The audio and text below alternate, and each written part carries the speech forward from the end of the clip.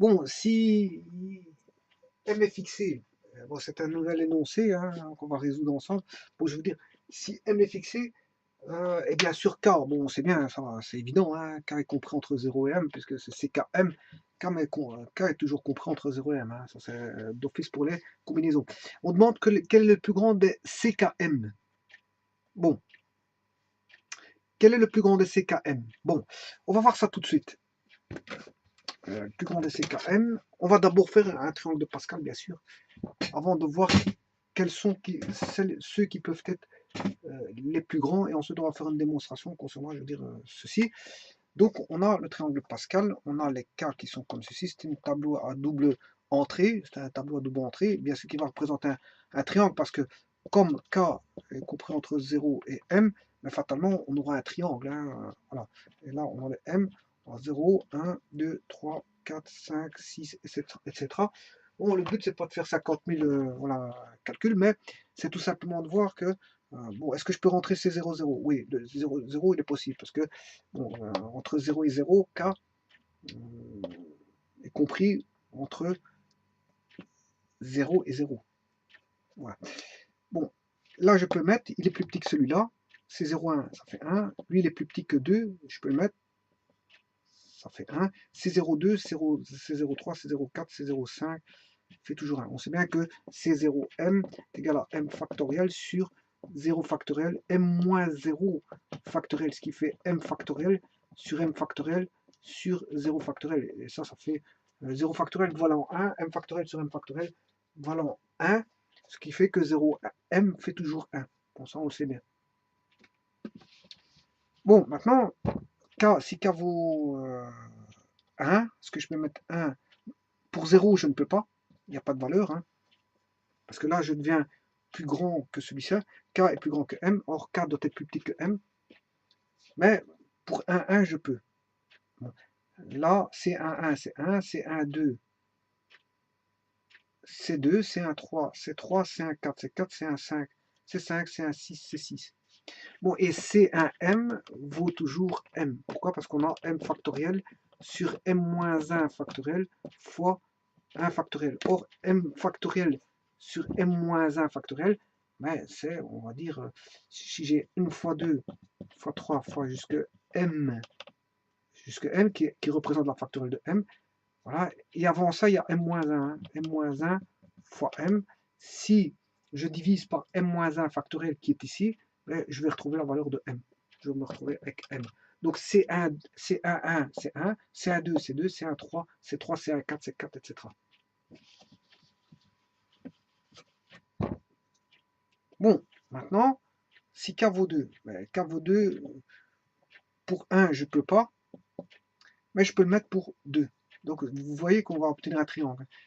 Bon, C22, ce qui fait 1, donc CMM vaut toujours 1, parce que c'est M factoriel sur M moins 0 factoriel sur 0 factoriel. Non, M moins,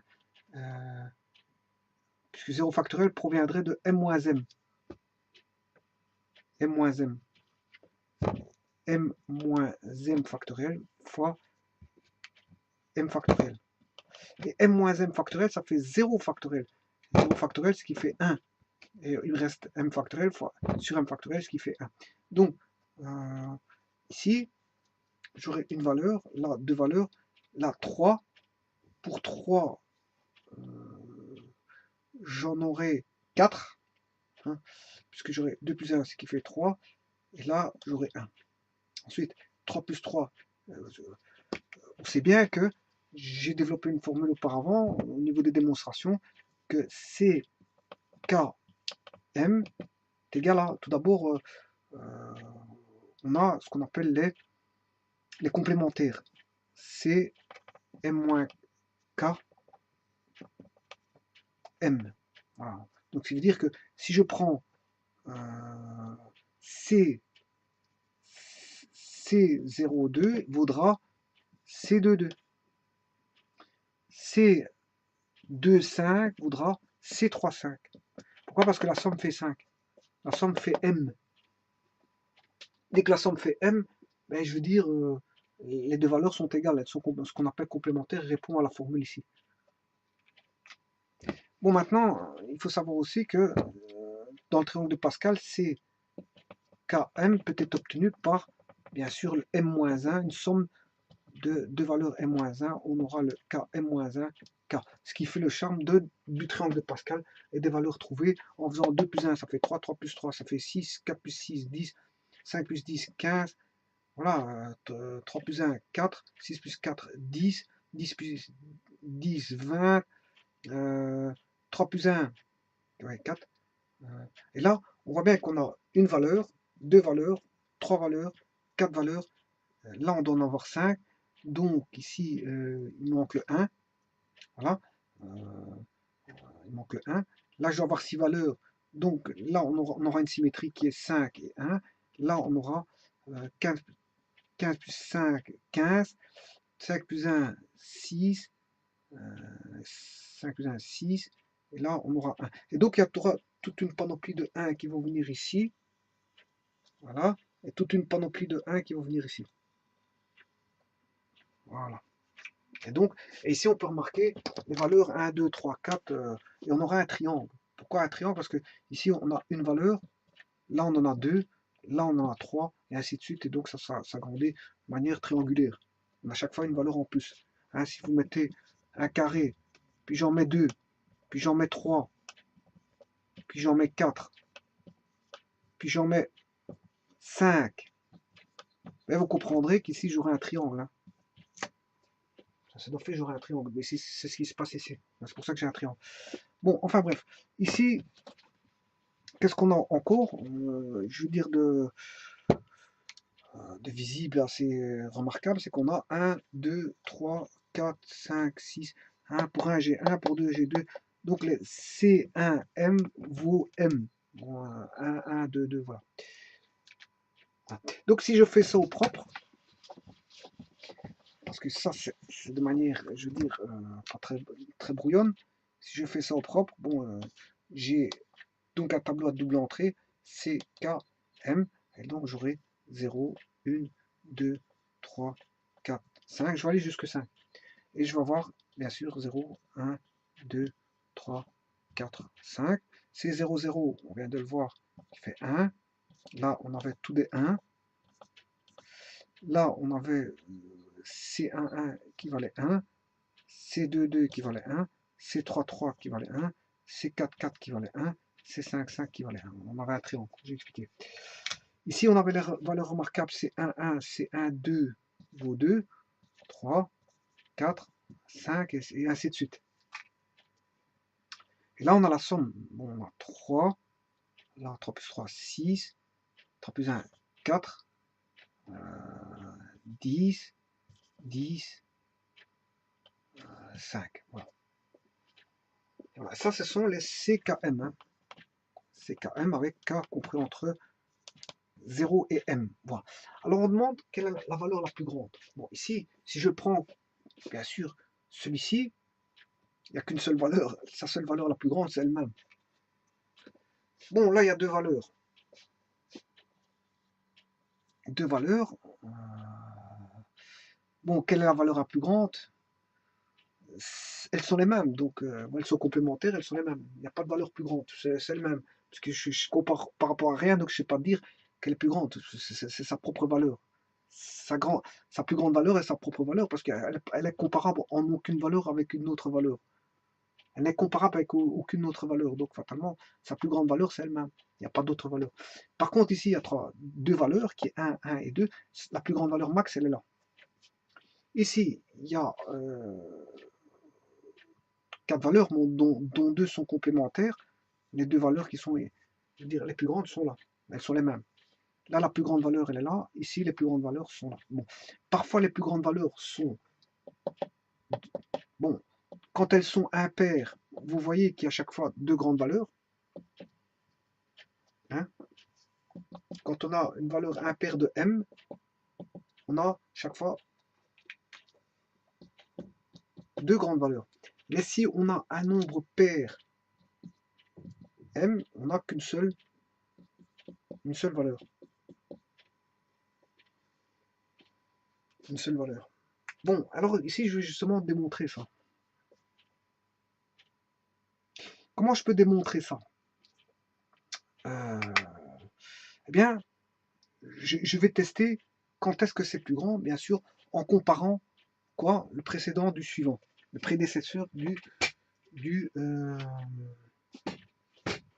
du successeur. Je vais les comparer. Bon, alors comment compare-t-on le successeur du prédécesseur? J'ai établi une formule dans la vidéo précédente qui était égale à, on a CK plus 1, M est égal à, rappelez-vous, allez voir la vidéo précédente, je vous invite à aller voir cette vidéo si vous ne l'avez pas vue, bon, où il y a cette fameuse démonstration où je démontre que la combinaison d'un prédécesseur, peut-être qu'on peut calculer la combinaison d'un successeur connaissant la combinaison d'un prédécesseur. Mais et inversement, je peux calculer la combinaison d'un successeur connaissant la combinaison d'un prédécesseur. Par exemple, si je veux calculer C4, C4, 5. Alors on va calculer C4, 5. C4, 5, il fait 5. C4, 5. Je vais le comparer par rapport à C. Bon, le suivant, c'est C5, 5. Bon, alors, comment trouver le C5, connaissant les C4,5? Bon, le C4,5, supposons que je le calcule. Ici, j'ai le triangle de Pascal. C4,5, il vaut 5. Il vaut 5. Voilà. C4,5, il vaut 5. Bon, ce qui veut dire qu'ici, j'ai 5 pour avoir 1, parce qu'on sait bien que je dois avoir 1, C5, 5, ça fait 1. Je dois multiplier par 1 cinquième. Alors, effectivement, ce 1 cinquième provient de comment? De la formule ici. Hein, on a ici K plus 1, c'est la valeur ici. Donc je mets 5 ici. Par contre, la valeur en numérateur, c'est M moins, moins K. Or, K, si K plus 1 vaut 5, K vaut 4. Donc j'aurai 5 moins 4 si vous voulez. Et 5 moins 4, ça fait 1. Et 1, on a bien la formule 1 cinquième. Donc 5 fois 1 cinquième, j'obtiens bien mon 1. Voilà. Et c'est grâce à ça que je vais démontrer les maximums et les minimums. Comment? Ben, on sait bien qu'il y a égalité entre ça et ça. Bon, donc comment comparer que CK plus 1M est plus grand, ou je veux dire égal à CKM. Quand est-ce qu'on a ceci? Ben, il faut aller rechercher ce qu'on a au-dessus. Hein. Ça veut dire que je vais intégrer ceci dans mon inégalité. Pour avoir ceci, hein, il faut que ceci soit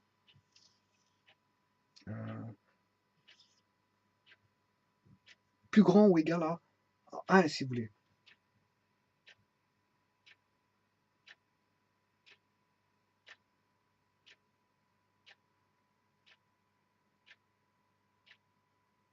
Plus grand ou égal à 1. C'est-à-dire, si par exemple, j'avais une certaine valeur ici, certaine valeur,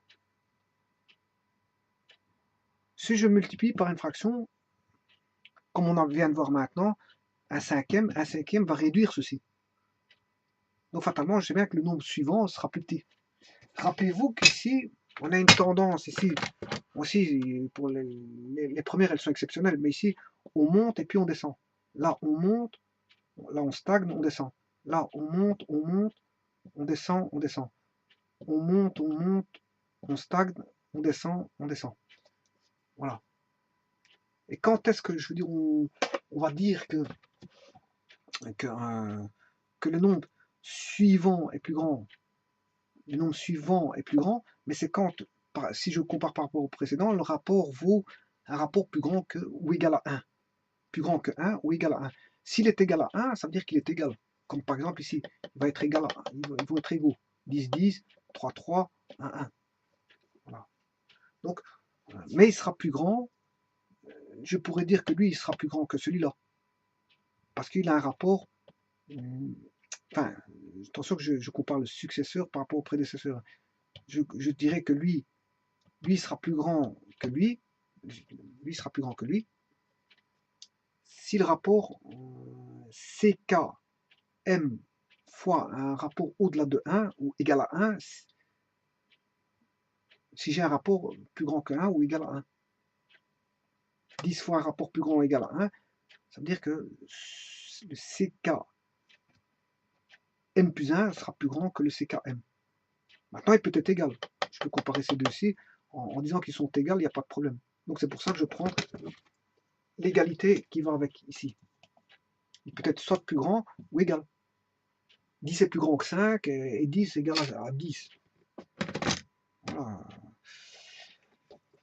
Donc, ceci étant dit, bon, il faut que le rapport MK plus 1, pour avoir, quand on a une égalité comme ceci, il faut que, pour que ce soit plus grand ou égal à ceci, à CKM, il faut que, si vous voulez, le rapport MK,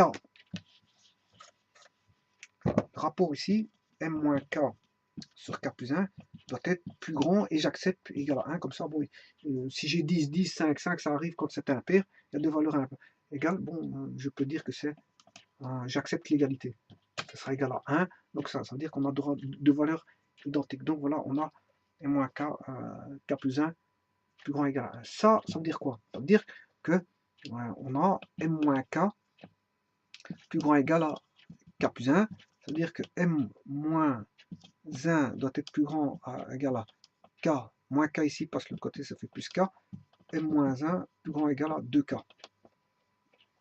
2K. Voilà. Donc, ce qui veut dire que M moins 1, comment doit être M moins 1? M moins 1 sur 2 doit être plus grand ou égal à K. Voilà. Mais là, le problème, c'est qu'il y a un problème ici, hein, de discussion. Pourquoi? Parce que vous voyez qu'il y a le problème de cette fameuse parité pair et impair. Voilà. Donc, M-1, on vient de dire que M-1 sur 2 doit être plus grand ou égal à K. Maintenant, on va discuter si M est impair. Si M est impair, à ce moment-là, un nombre impair, c'est par exemple M égale 2P plus 1. Alors, ça, c'est un nombre impair. Hein, c'est une valeur multipliée par 2 plus 1, c'est un nombre impair. Contrairement à un nombre pair, ce sera un nombre multiple de 2. Donc, si M est pair, à ce moment-là, on aura M qui vaudra un nombre P multiplié par 2. Là, il sera pair. Et donc, on va discuter sur P. Bon, alors pour ça, est-ce que j'ai encore besoin de l'énoncé? L'énoncé, vous l'avez vu en quoi il consistait, donc je peux l'effacer. C'est quel est le plus grand des CKM? Le plus grand, on cherche le plus grand des CKM, c'est bon. C'est ce que on recherche, hein, on recherche maintenant. Bon, maintenant, on sait bien que si M est impair, je vais discuter non pas sur M, mais sur une valeur P, 2P plus 1. Mais sachant que si M est impair, qui est égal à 2P plus 1, ben, on doit dire que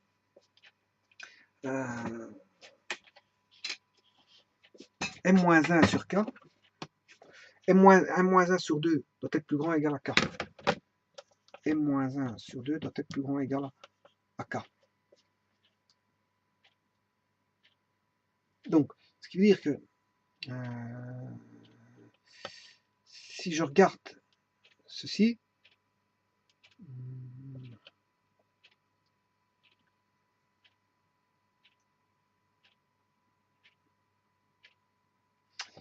là, M, donc ce qui fait M plus grand ou égal à 2K plus 1, ouais, M plus grand ou égal à 2K plus 1, donc ça je peux l'écrire,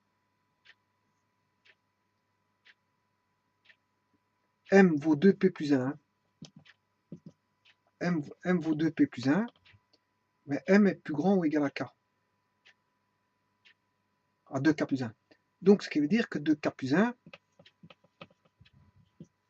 qui lui est plus grand ou égal à M, et lui est égal à M, bien sûr, 2P plus 1, eh bien ça veut dire que 2K plus 1 est plus grand ou égal à ceci. Ça veut dire que 2K plus 1, s'il est plus grand ou égal à 2P plus 1, ça veut dire que 2K plus grand ou égal à 2P, que K est plus grand ou égal à P. Voilà. K est plus grand, K doit être plus grand ou égal à P.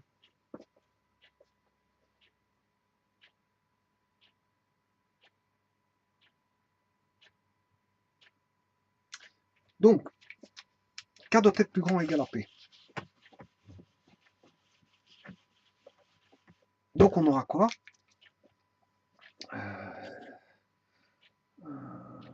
On doit avoir 4 qui doit être plus grand ou égal à P quand il est impair. Une valeur P. Et cette valeur P, ben, ce sera C.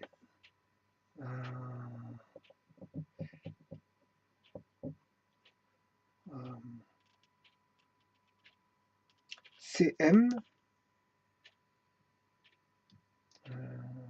et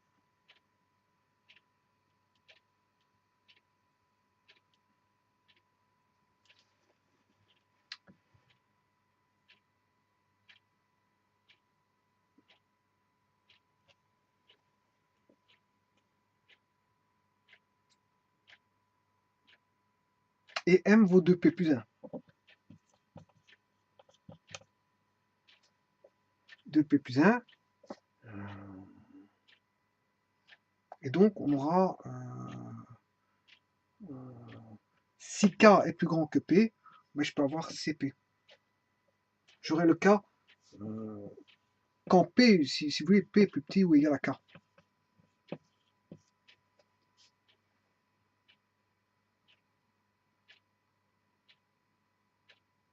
Bon, voyons voir dans le triangle de Pascal.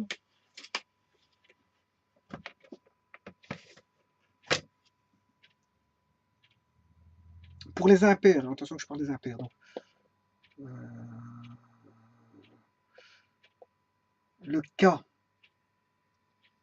si je prends celui-ci, hein. Donc, 1, 1, 3. Le K, ici, il est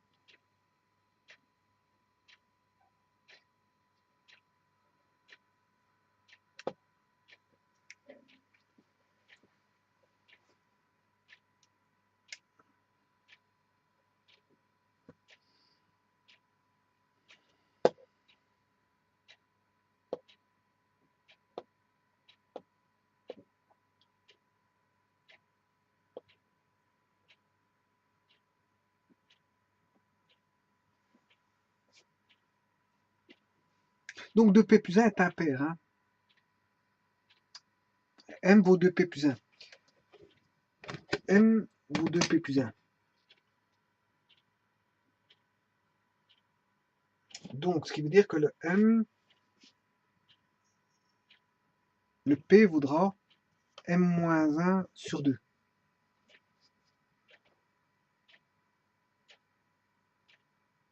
Bon, ce qui veut dire que M-1 sur 2,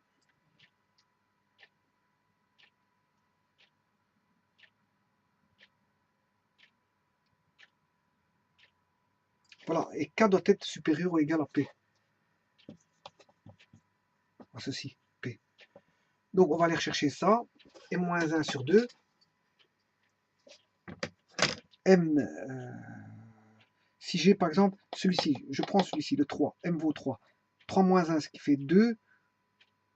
2 sur 2, ça fait 1. Effectivement, en 1, j'ai le maximum. Bon, on va regarder pour ce 5. 5 moins 1, ce qui fait 4. 4 divisé par 2, effectivement, le maximum commence en 10. Et bien sûr, quand ils sont impairs, il y a l'autre aussi à côté. Voilà, donc ce qui veut dire il y a CP sur 2P plus 1, mais il y aura aussi le maximum qui vaut CP plus 1, 2P plus 1.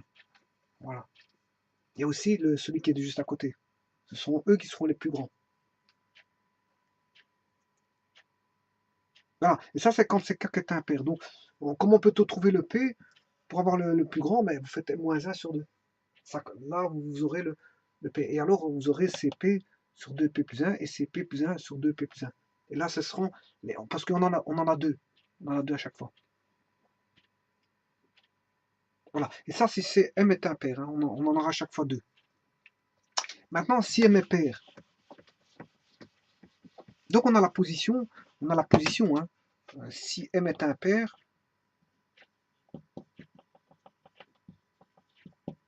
j'aurai CP, CP 2P plus 1 est égal à, bon, CP plus 1, c'est 2P plus 1, ou 2P plus 1 vaut M. Hein. 2P plus 1, c'est M, c'est mon M. Choisis. Voilà. Voilà. Si maintenant, si M est pair, bon, là, mon M, je le fixe à 2P, et on a dit tout à l'heure que M-1 sur 2 doit être plus grand que K. Donc, M, là, M doit être plus grand ou égal à 2K plus 1, hein, comme tout à l'heure.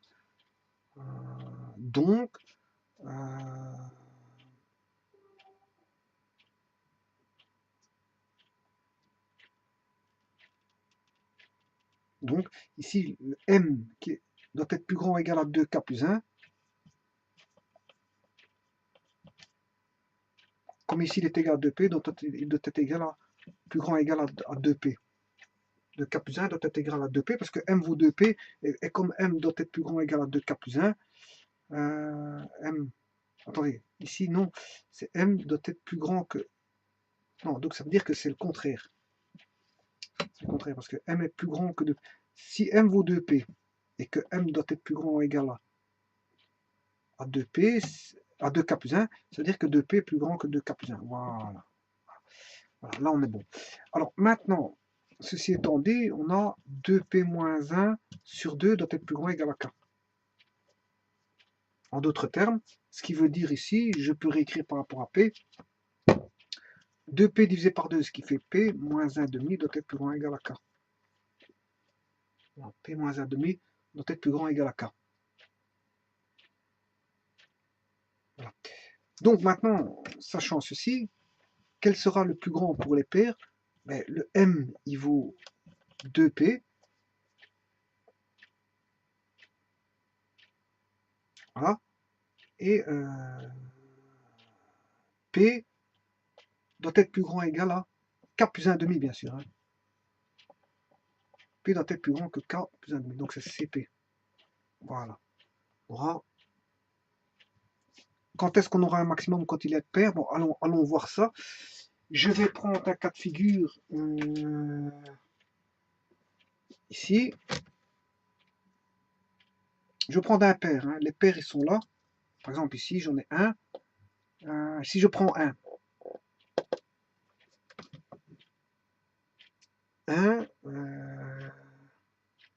1 plus 1 demi. 1, non, P. Le K. Bon, donc j'ai pris P, j'ai pris par exemple P égale 2. Bon, j'ai pris P égale 2. Je prends P, non, je m'excuse, j'ai pris M, je m'excuse, hein. Je prends M égale 2. Le M il est là. 2, ce qui veut dire que le P vaut 2. Le P vaut 2. Parce que M vaut 2, 2 divisé par 2, ce qui fait 1. Donc c'est 1, là j'ai 2, parce que c'est 1, 2. Et donc le maximum, j'en ai qu'un seul, c'est 1, 2. Le P vaut 1. P vaut 1. Mon maximum, il est là, en 1. Voilà, donc, mon maximum, il est en 1, c'est 1, 2. Voilà. Reprenons pour 4. Pour 4, M vaut 4, 4 divisé par 2. Mon P vaut 2. Allons voir le 2. C'est 2, 4. Ben oui, c'est bien 6. C'est le maximum, il est là. Voilà, donc en fait, quand il est pair, il suffit d'aller chercher la moitié. Si vous voulez du M, j'ai le P. Et vous allez chercher CP, CPM, où le M vaut 2P, 2P. Voilà, donc c'est juste. C'est juste. Hein. Donc le CP2P est le plus grand. Il n'y en a qu'un seul. Quand il est pair, mais on aura le CP 2P plus 1 est égal au CP plus 1 2P plus 1, ou bien sûr ceci c'est M, hein, c'est la valeur M choisie, le M vaut 2P plus 1, voilà. Voilà. En d'autres termes, ce qui veut dire que il se retrouvera, voilà, en fait, en d'autres termes, ça veut dire tout simplement quoi? Ben, ça c'est la moitié, il se retrouvera la moitié. Quand on a, par exemple, 3 valeurs, mais il se retrouvera la moitié. Si on a 1, 2, 3, 4, 5, il se retrouvera la moitié. Si on a, voilà, une valeur, euh, prendre un M pair, en fait, prendre un M pair, c'est avoir un nombre impair de valeurs. Et la valeur milieu est la valeur, si vous voulez, maximale.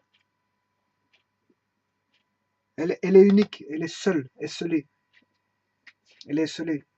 Voilà. Et ça sera toujours le cas pour les paires. Vous allez voir que pour les paires, on aura toujours une symétrie, sauf pour le milieu. Et cette valeur-là sera le maximum. C'est ça que ça veut dire. Donc la valeur P, si vous avez par exemple 4, je prends 4 par exemple, 4 divisé par 2.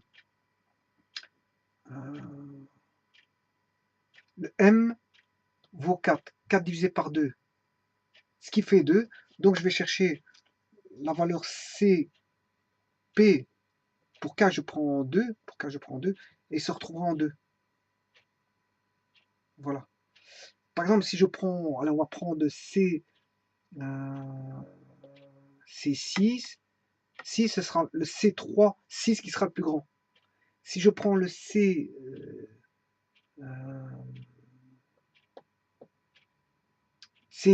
ben ce sera le C5, 10 qui sera le plus grand.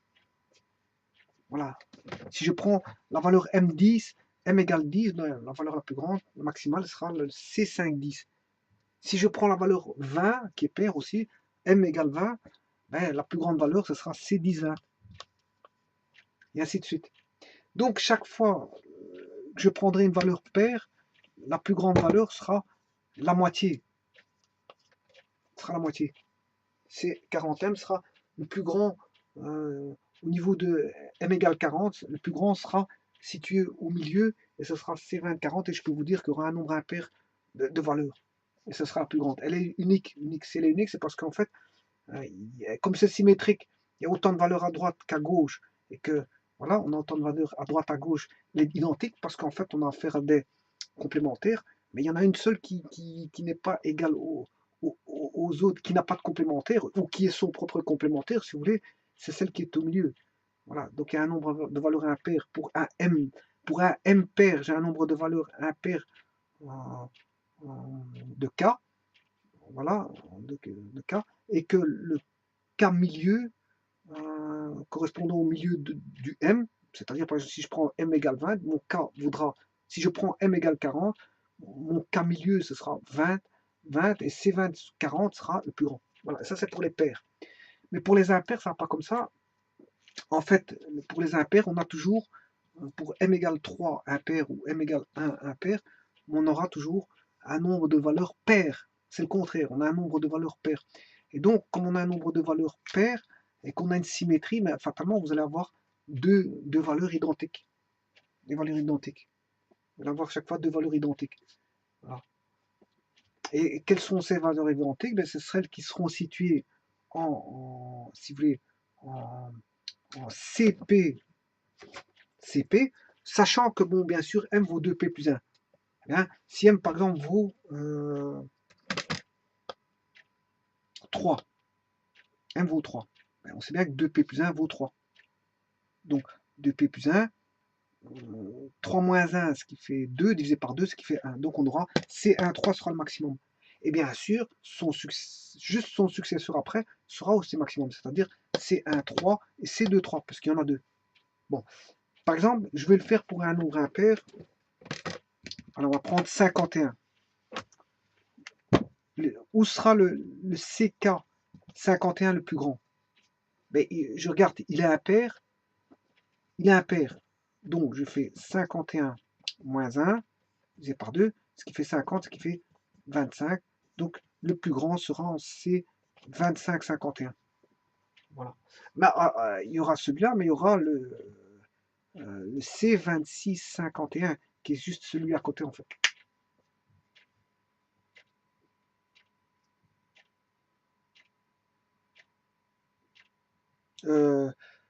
Attention qu'ici, c'est CP plus 1. En faisant ça, je m'excuse, hein. Ce sera le 24 et le 25, normalement. 51. Pourquoi? Parce qu'en fait, ici, ce que je viens de trouver, c'est le P plus 1. Est-ce que j'ai trouvé le P ou le P plus 1? Bon, je ne me rappelle plus. Si j'ai 51, si j'ai 51 qui vaut 2P plus 1, 51 moins 1, c'est bien 50 divisé par 2, ce qui fait 25. Donc le CP vaudra 25, et le suivant, P plus 1, 26. Donc c'est bien 25, 26. C'est 25, 51, c'est 20, et c'est 26, 51. Parce que j'ai trouvé le P, donc le P, j'ai trouvé le P, donc c'est le P plus 1 qu'il me faut pour avoir le suivant. Mais si je trouve le P plus 1, si je trouve 26 avec P plus 1, ben, je dois chercher le CP. Le CP, c'est 26 moins 20, c'est 25. Voilà, et donc, comme ça, on sait voir qui est le plus grand, qui est le plus petit, je veux dire, voilà, et il y en a toujours deux.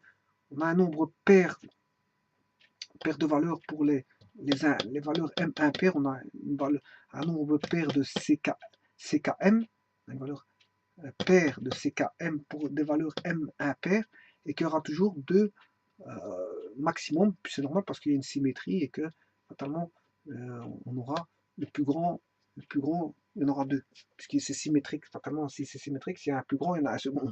Voilà. Et donc les plus grands sont situés en CP et CP plus 1. CP plus 1.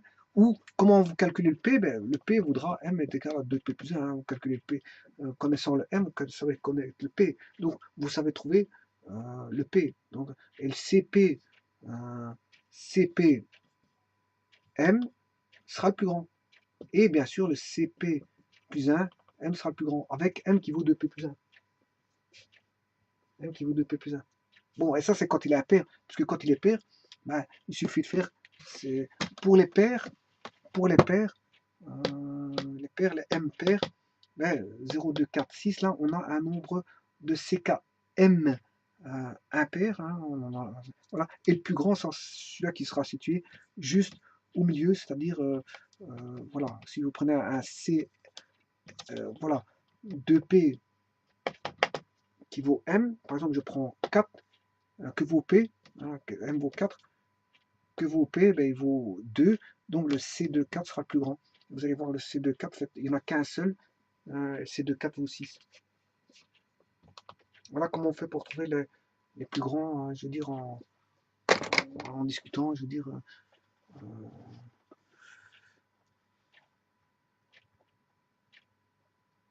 Voilà, je vous remercie.